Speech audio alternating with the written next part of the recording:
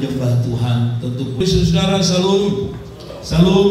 Saudaraku yang diberkati Tuhan, seperti tema tadi pagi, ini adalah hari ke-10 dari hari pencurahan Roh Kudus atau yang disebut sebagai Pentakosta. Saudara-saudara bisa bedakan, ini Pentakosta, bukan Pantekosta. Kalau Pantekosta itu GPD atau gereja-gereja beraliran Pantekosta, tapi kita menyebutnya sebagai hari Pentakosta. Hari apa? Pentakosta artinya hari pencurahan Roh Kudus. Sebenarnya Pentakosta itu bukan hal baru ya di Perjanjian Baru. Pentakosta ini sebenarnya sudah ada di Perjanjian Lama. Hanya Pentakosta pada Perjanjian Lama berbeda dengan Perjanjian Baru. Nah, saya akan jelaskan. Tapi mari kita masuk dulu dalam ayat firman Tuhan yang tadi pagi kita sudah baca, Kisah Para Rasul pasal 3 ayat 1 sampai 10. Perhatikan Bapak Ibu Saudara, tema yang saya beri adalah bukti Anda telah mengalami pengalaman Pentakosta. Saudara dengar, kita tidak sekedar mengikuti sebuah aliran Pentakosta, tapi yang paling penting adalah kita mengalami pengalaman Pentakosta, yaitu pengalaman pencurahan Roh Kudus. Saudara, saya baca pada suatu hari menjelang waktu sembahyang, yaitu pukul 3 petang, naiklah Petrus dan Yohanes ke bait Allah. Di situ ada seorang laki-laki yang lumpuh, kapan saudara? Sejak lahirnya, sehingga ia harus apa? Diusung. Tiap-tiap hari orang itu diletakkan di pintu gerbang bait Allah yang bernama Gerbang Indah untuk meminta sedekah kepada orang yang masuk ke bait Allah. Ketika orang itu melihat bahwa Petrus dan Yohanes hendak masuk ke bait Allah, ia minta sedekah. Mereka menatap dia dan Petrus berkata, lihatlah kepada kami. Lalu orang itu menatap mereka dengan harapan akan mendapat sesuatu dari mereka. Tetapi Petrus berkata, emas dan perak tidak ada padaku, tetapi aku, apa yang kupunyai kuberikan kepadamu. Demi nama Yesus Kristus orang Nazaret, berjalanlah. Lalu ia memegang tangan kanan orang itu dan membantu dia berdiri. Seketika itu juga kuatlah kaki dan mata kaki orang itu. Ia meloncat berdiri, lalu berjalan kian kemari dan mengikuti mereka ke dalam bait Allah, berjalan dan melompat-lompat serta memuji Allah. Ayat yang ke-9, seluruh rakyat itu melihat dia berjalan sambil apa? Memuji Allah. Lalu ayat yang terakhir, lalu mereka mengenal dia sebagai orang yang biasanya duduk meminta sedekah di gerbang indah bait Allah, sehingga mereka takjub dan tercengang tentang apa yang telah terjadi. Tadi pagi saya bicara dari ayat yang sama dengan tema mengapa Allah atau kuasa Allah tidak bisa bekerja dalam hidup saudara saya dari teks yang ini.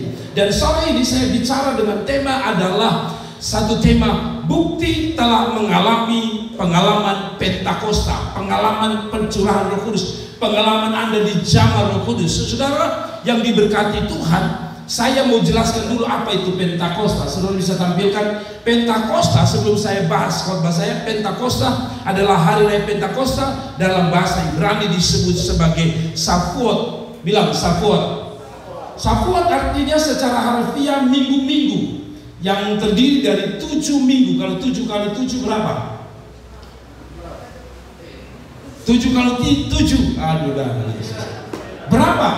49. Jadi ini bicara tentang Pentakosta Perjanjian Lama. Jadi mereka menyebut diri Pentakosta adalah sebuah hari raya pengucapan syukur bagi Israel atas hasil panen gandum. Pesta ini dirayakan 7 minggu. Tadi saya bilang 7 kali 7 49. Jadi 50 hari, 49 sampai 50 hari. Bahasa Yunani adalah Pentekoste, ya, dalam bahasa Yunani berarti ke-50 setelah hari Paskah, ya, setelah kebangkitan Tuhan. Nah, dalam perjanjian, sebab itu dikenal dengan hari raya 7 minggu. Kalau saudara baca di Ulangan 16 ayat 10 itu disebut sebagai apa? Hari raya apa? 7 minggu. Dalam Perjanjian Baru dan oleh Kristen istilah Pentakosta dihubungkan dengan turunnya Roh Kudus yang kita sebut atau kita peringati hari pencurahan Roh Kudus. Nah, pada hari ini, maksudnya pada hari Pentakosta Perjanjian Lama, orang-orang Israel selalu mengungkapkan rasa terima kasih karena berkat tuai gandum dan sekaligus menyatakan rasa takut dan hormat kepada Tuhan. Itulah latar belakang. Nah, saudaraku yang diberkati Tuhan, latar belakang peristiwa ini terjadi juga di Perjanjian Lama. Nah, tapi sebelum kita masuk pasal 3, saya jelaskan dulu. Bapak Ibu dengar baik-baik. Kalau Bapak Ibu ikut runutnya Kisah Para Rasul, ada orang mengatakan sebenarnya jangan dikasih kitab Kisah Para Rasul, tetapi lebih baik disebut sebagai kitab pekerjaan Roh Kudus. Karena kalau saudara baca Kisah Para Rasul pasal 1 sampai pasal terakhir, sebenarnya bicara tentang penuhnya karya-karya Roh Kudus. Di dalamnya salah satu memberi karunia-karunia roh kepada jemaat Tuhan. Tapi saya tidak bahas itu akan saya bahas di satu waktu nanti. Dan yang saya maksudkan di sini begini, saudara. Pasal 1 itu Tuhan janji, Tuhan perintahkan para murid untuk apa? Pergi tunggu Roh Kudus di mana? Di Yerusalem. Mereka berdoa di situ. Pasal 1. Pasal 2 dimulai dengan langsung curahan Roh Kudus itu datang seperti apa? Kata Alkitab, seperti lidah-lidah api, seperti angin menghantam mereka, menjamah mereka dengan Roh Kudus. Roh Kudus berasal dari kata ruah dalam bahasa Ibrani yang berarti angin atau roh. Saudara, waktu Roh Allah bekerja yang luar biasa, saudara lihat ini. Alkitab tidak pernah bikin sebuah cerita itu sekedar berikan. Kalau sudah lihat pasal 1 Tuhan janji Roh Kudus, pasal 2 dia curahkan, pasal 3 dia seolah-olah memberi contoh. Ini loh orang yang mengalami kuasa Tuhan. Dan tadi pagi saya sudah jelaskan. Nah pasal 3 dia mulai dengan cerita orang lumpuh, orang yang mengalami janji kuasa Roh Kudus tadi. Dan itu sebabnya saya bahas sore hari ini. Minggu depan saya akan bahas dari ayat ini mengenai ada kemiripan antara Baal dan antara dewa manusia atau apa yang kita sebut sebagai Allah selain Allah itu sendiri. Nanti minggu depan. Tapi saya mau bicara tentang apa yang dilakukan atau apa dampak daripada Pentakosta. Nah, saya harus jujur. Kami orang karismatik Pentakosta termasuk Gereja, GPD, GBI selalu merayakan ibadah 10 hari. Dan kami tahun ini memang saya sengaja tidak buat karena COVID dan sebagainya. Tetapi biasanya kami doa selama 10 hari. Nah, banyak kali saya lihat fenomenanya adalah 10 hari itu orang berlomba-lomba. Hari ke-11 hilang. Tidak ada dampak sama sekali. Orang hanya nangis-nangis di 10 hari. Orang hanya dijamah 10 hari. Tapi setelah itu tidak terjadi sesuatu. Tapi saya mau bilang sama saudara, tanda orang dijamah Roh Kudus, kita akan lihat 4 hal. Minimal dia mengalami 4 pemulihan ini. Saudara dengar baik-baik. Apa itu pemulihan ketika Pentakosta terjadi? 1, hidup akan semakin rindu mencari Tuhan. Saudara dengar baik.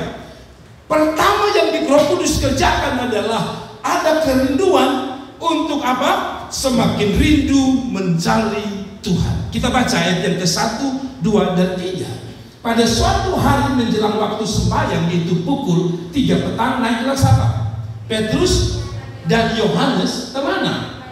Ke Bait Allah. Dalam ayat yang ketiga di situ ada seorang laki-laki yang lumpuh sejak lahirnya sehingga ia harus diusung tiap-tiap hari. Orang itu diletakkan di mana? Pintu gerbang Bait Allah yang bernama apa? Gerbang Indah.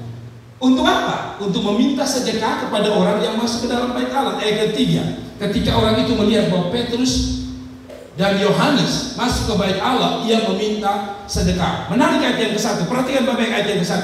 Pada suatu hari menjelang waktu sembahyang, yaitu pukul 3 petang, naiklah Petrus dan Yohanes kemana? Saudara, coba saudara mundur ke pasal 1. Nanti kalau saudara pulang, saya tidak akan suruh saudara baca. Mundur ke pasal 1, itu bagus. Yesus menyuruh para murid kemana? Ke Yerusalem. Ya, ke Yerusalem. Yerusalem ada apa? Ada Bait Allah, ada loteng Yerusalem. Dia suruh kemana? Ke Yerusalem. Untuk apa? Untuk cari Tuhan. Nah, tapi setelah Roh Kudus itu dicurahkan, dia tidak berhenti sampai di situ. Ternyata kalau pertama, maaf kata, kalau saya gambarkan pasal 1 itu didorong-dorong oleh Tuhan. Ayo pergi ke Yerusalem, ayo pergi ke cari Tuhan, ayo pergi berdoa. Didorong-dorong. Pasal 3 dia tidak lagi didorong-dorong. Petrus sudah ambil inisiatif sendiri untuk mencari Tuhan. Mengerti maksud saya?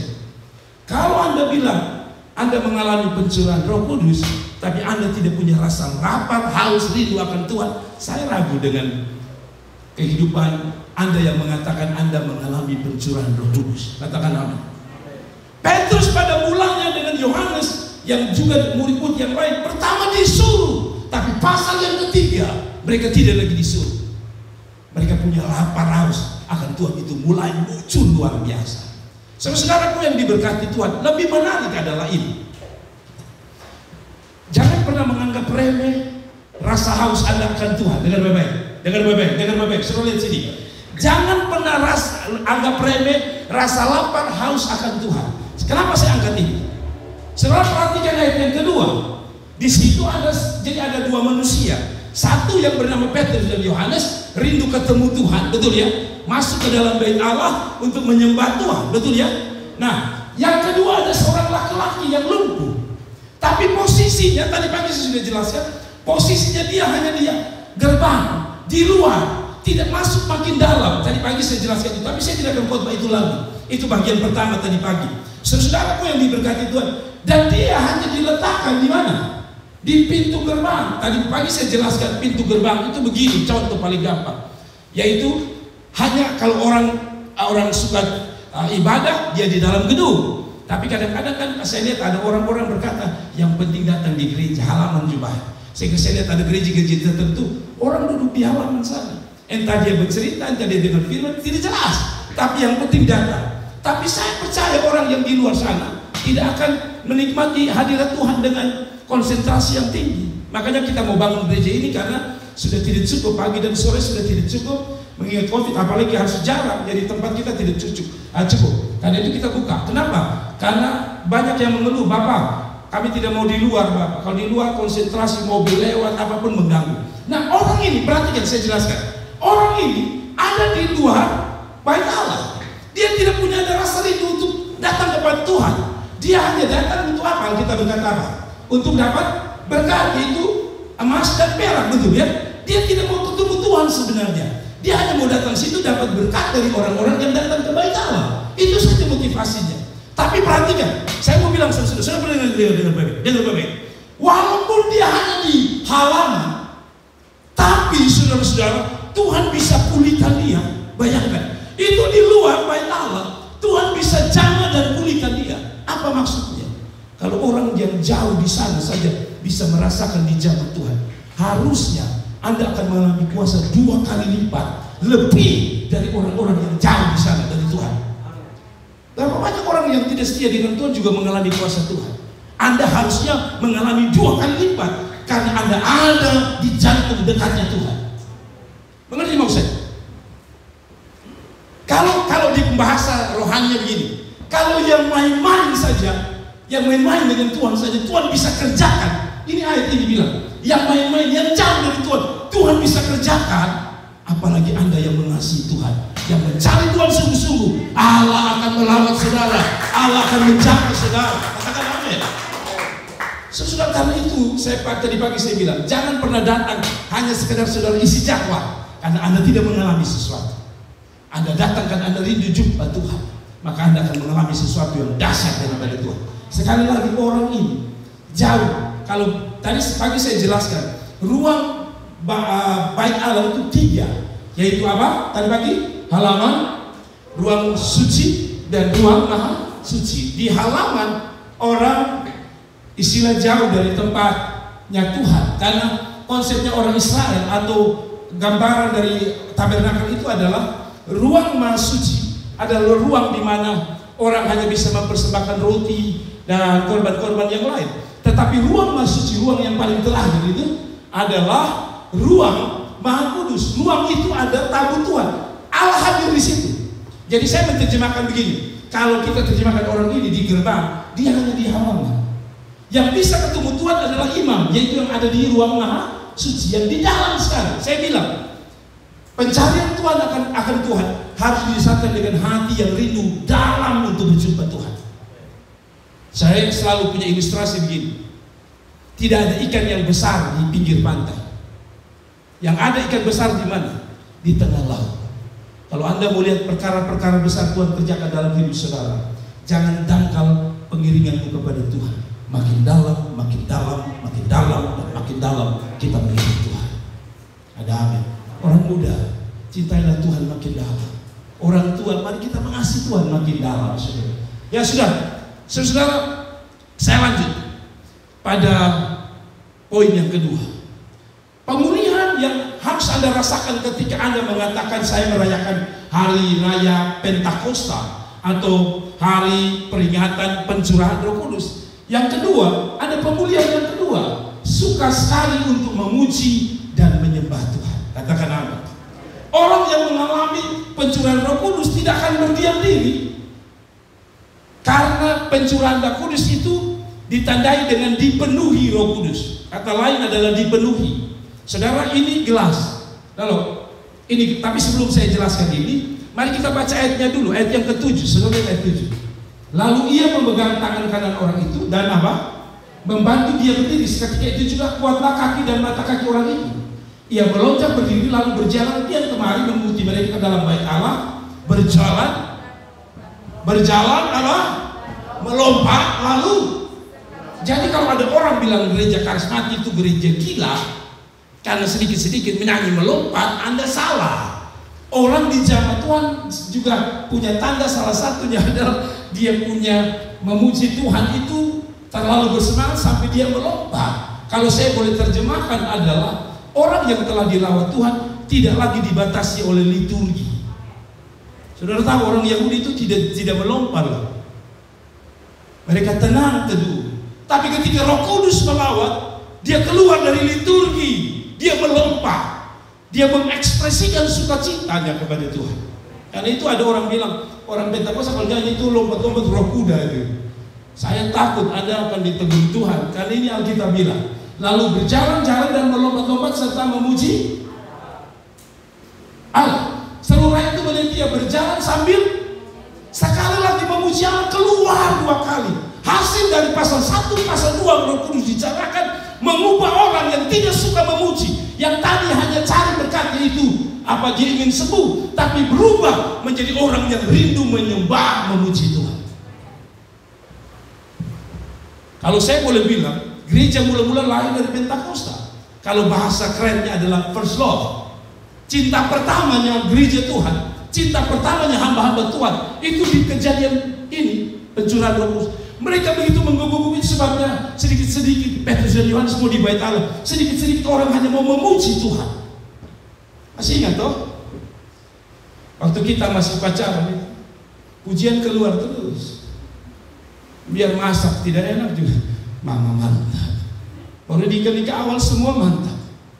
Biar dia rasa asin sampai dia pundara naik TV itu mantap.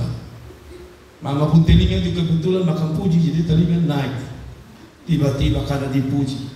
Tapi setelah lama-lama biar enak juga, bapak enak.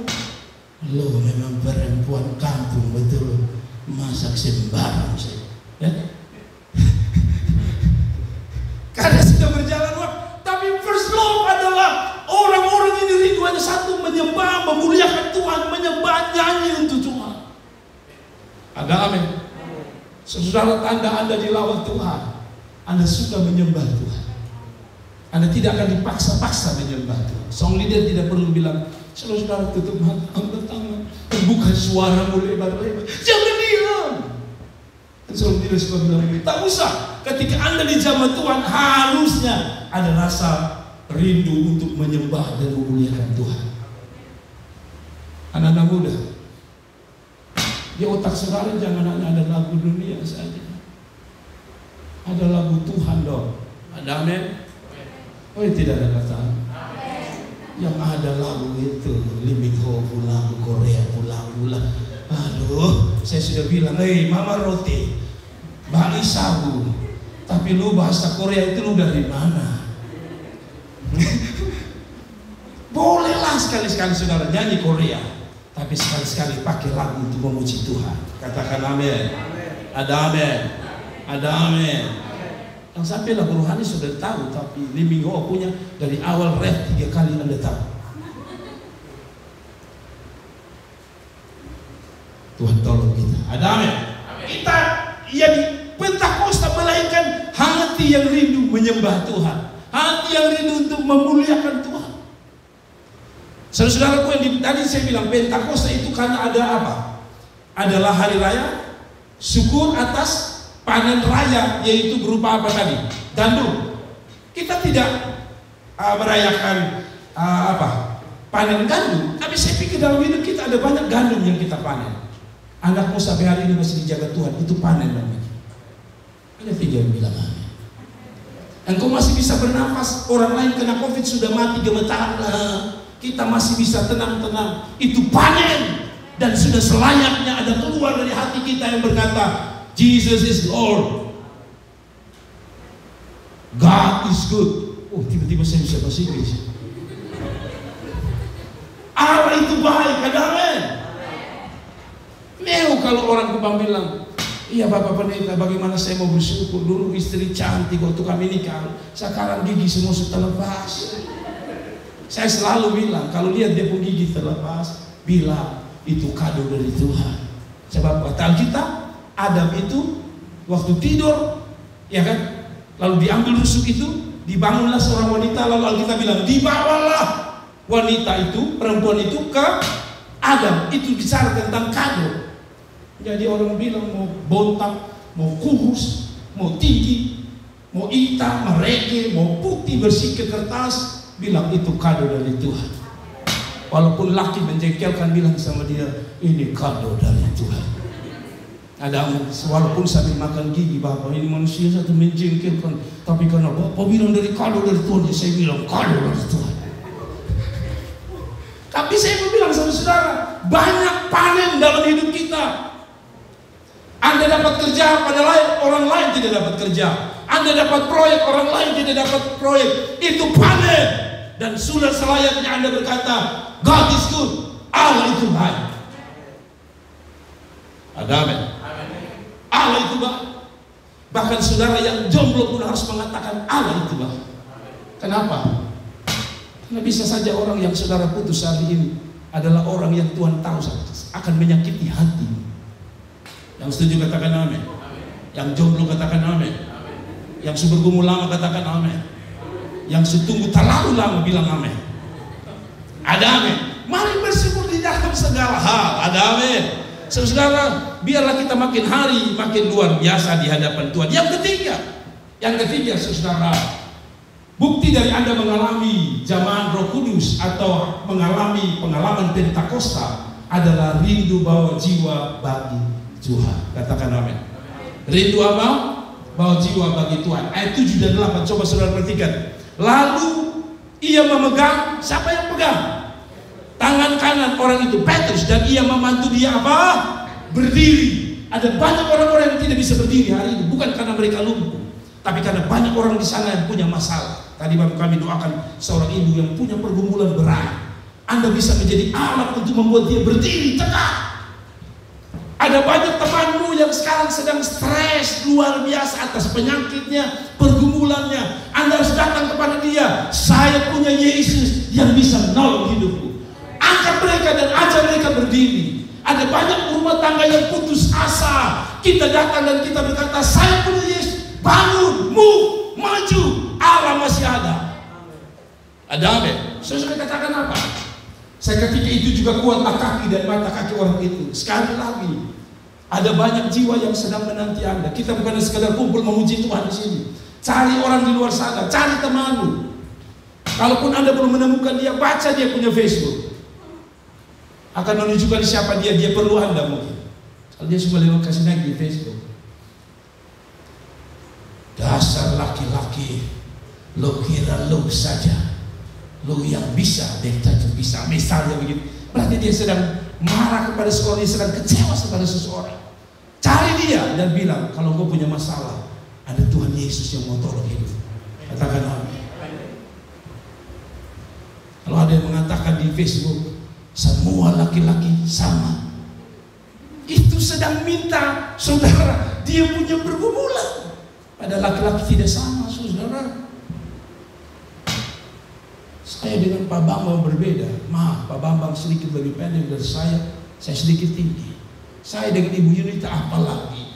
Beliau dari jauh sudah dapat lihat, saya dari jauh tidak dapat lihat. Beda, jangan bilang kita sama, ada amin. Tapi itu tanda bahwa orang sedang punya pergumulan. Kita baru saja sedang melewati pembunuhan. Tadi pagi saya bicara dengan istri. Semua orang baca namanya Tinus. Sudah tahu Tinus? Sudah tahu Tinus? Tinus tidak ada di Alkitab, tapi Tinus ada di berita-berita hari-hari. Perkosa 2 nona dan bunuh 2 nona.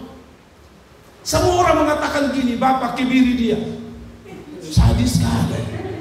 Yang ngomong itu ibu-ibu lagi, kebiri dia. Kurang asam luar biasa. Yang lain berkata, ikat dia, kantong boleh lempar di dalam air, kasih mati dia. Lalu saya juga rasa jengkel juga. Itu kalau anak saya cari dia dan saya bilang, kau juga kasih masuk kau di Pulau Kera sana, ikat batu lepas di sana.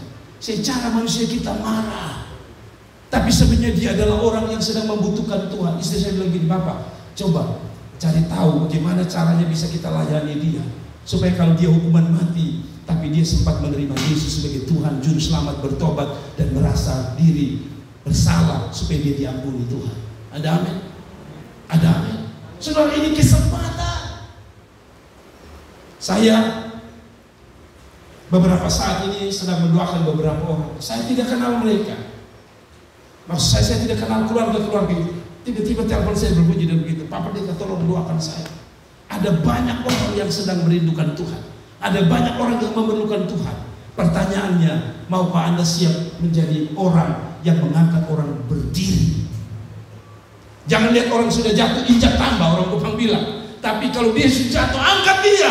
Bilang ingat, jangan pernah menyerah. Jadi kalau saudara-saudara yang lihat kawan putus-putus pacar, saudara jangan pikir bilang, dasar perempuan mati saya Tuhan. Tapi bilang sama dia, hei, masih banyak laki-laki bodoh. Masih banyak laki-laki bodoh. Supaya dia sadar. Dan yang kedua adalah kita sadar ada Tuhan. Ada katakan amin. Ada banyak orang putus asa di luar sana yang membutuhkan suara Anda. Ada banyak orang di luar sana yang sedang meminta untuk Anda tegakkan mereka. Yang ke-8, ia meloncat berdiri lalu berjalan kian kemari dan mengikuti mereka ke dalam apa? Kemana? Sudah lihat ini, Petrus tidak akan dia, tapi ketika dia lihat Petrus ke bait Allah, dia pun ikut melenggang ke sana. Ke bait Allah. Apa artinya? Hidup ini adalah kesempatan untuk kita bawa kepada Tuhan. Ada amin.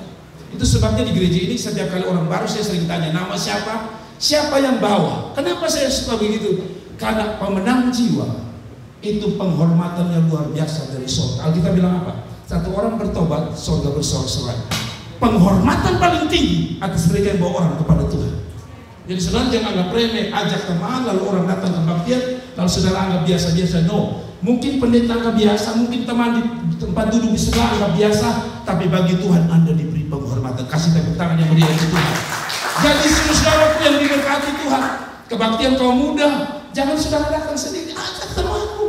Untuk apa? Supaya kalau dia sedang ada pada titik terendah dalam hidupnya, hari itu Anda menjadi orang yang memegang tangannya dan berkata, bangun, kita bersama-sama dengan Tuhan, kita pasti bisa, kita bisa menanggung segala perkara bersama Allah yang dahsyat di dalam kehidupan kita. Haleluya. Dan yang terakhir, orang yang mengalami lawatan Tuhan, mengalami Pentakosta, pengalaman Pentakosta, pencurahan Roh Kudus, mengalami Tuhan, dia akan mengalami poin terakhir ini. Dia akan mengalami pemulihan secara jasmani dan rohani. Mari kita baca ayatnya, ayat 10. Suruh lihat ayat 10 sebagai ayat tutup. Senyumlah, ayat 10 terakhir. Kadang-kadang ayat 1 juga muka asam, ayat 3 juga asam, ayat 10 tambah muka asam. Ayat 10, mari kita baca sama-sama. 1, 2, 3. Lalu mereka mengenal dia sebagai orang yang biasanya duduk apa? Meminta sedekah di gerbang indah bait Allah, sehingga mereka takjub dan tercengang tentang apa yang telah terjadi. Mereka kenal orang ini sebagai apa? Pengemis. Mereka mengenal dia sebagai apa? Pengemis. Yang namanya pengemis pakai jas tidak? Apalagi kalau Indonesia. Pernah saudara lihat pengemis pakai rantai emas 54 gram? Pernah saudara? Saya pikir tidak mungkin, karena orang tidak akan memberi. Kalau bisa baju robek, baju compang camping. Kalau saudara lihat lebih lucu di YouTube, pengemisnya tidak lumpuh, tapi kalau Pol PP datang dia langsung mujizat terjadi, dia berjalan dan berlari. Saudara lihat tidak di video? Rupanya kakinya mereka itu pakai celana dobel-dobel untuk bisa lipat. Jadi kakinya kelihatan buntu. Satu kali Pol PP datang dan bilang, buka celana. Saya pikir, kenapa buka celana di umum? Waktu dibuka baju satu persatu, saudara-saudara tahu, ternyata dia utuh kakinya. hanya untuk dapat sesuatu. Orang tahu dia pengemis, dia orang susah, dia orang sedang punya masalah kalau boleh bilang. Tapi hari itu ketika dia dijamah oleh Tuhan, dia berubah dari pengemis jadi orang yang bersaksi tentang Tuhan. Apa artinya? Secara jasmani dari lumpuh dia bisa jalan. Secara rohani tadi dia pergi ke bait Allah. Saya meyakini kalau engkau datang cari Tuhan sungguh-sungguh pada poin pertama, maka pemulihan apapun akan terjadi dalam hidupmu. Bukan hanya pemulihan rohani, pemulihan jasmani. Saya meyakini mujizat Tuhan masih ada sebagai bukti pemulihan jasmani. Saya percaya pemulihan rumah tangga masih ada sampai hari ini, asalkan didasarkan pada satu perkara tadi: rindu, lapar, haus akan Tuhan. Urusan mujizat adalah urusan Tuhan. Urusan kita adalah datang sujud di bawah kaki Tuhan, dan biarkan Tuhan yang memulihkan hidup kita. Ada amin. Biarkan Tuhan yang memulihkan keadaan usahamu. Biarkan Tuhan yang memulihkan masa mudamu. Biarkan Tuhan yang mengerjakan perkara-perkara dasar di masa depanmu. Tapi bagianmu adalah sekali lagi mencintai Yesus selama-lamanya. Orang ini luar biasa. Dari lumpuh menjadi orang yang berjalan. Lumpuh bicara tentang sesuatu yang tidak bisa kita kerjakan. Lumpuh bicara tentang sesuatu yang tidak bisa kita jalani. Orang lumpuh itu kan tidak bisa jalan. Kita banyak kali bukan orang lumpuh, tapi kita bagaikan orang lumpuh. Ketika hidup kita, beban berat kita datang menyebut kita, kita berkata, Tuhan, saya tidak bisa hidup. Itu yang saya sebut sebagai orang lumpuh. Pada waktu engkau punya beban, engkau berkata lebih baik mati. Itu orang lumpuh. Pada waktu saudara punya beban dan rasanya tidak mampu lagi hidup, itulah orang lumpuh. Pada waktu keadaan engkau sampai pada titik nol, itulah orang lumpuh. Caranya apa supaya Anda tidak lumpuh? Datang pada Yesus dan dia berkata, berjalanlah. Ada usaha yang lumpuh, ada rumah tangga yang lumpuh, ada cinta yang lumpuh, ada semua yang lumpuh dalam hidup kita. Yang kita perlu satu, Yesus Kristus Tuhan. Maka tidak ada lagi kelumpuhan. Ada amin. Kiranya Tuhan memberkati kita semua. Dan saya meyakini hari ini, kalau 2000 tahun yang lalu dia lawat orang ini di pinggir bait Allah, hari ini dia akan melawat saudara yang ada dalam bait Allah. Kasih tepuk tangan untuk Tuhan Yesus. Tuhan memberkati kita sekalian. Haleluya. Mari kita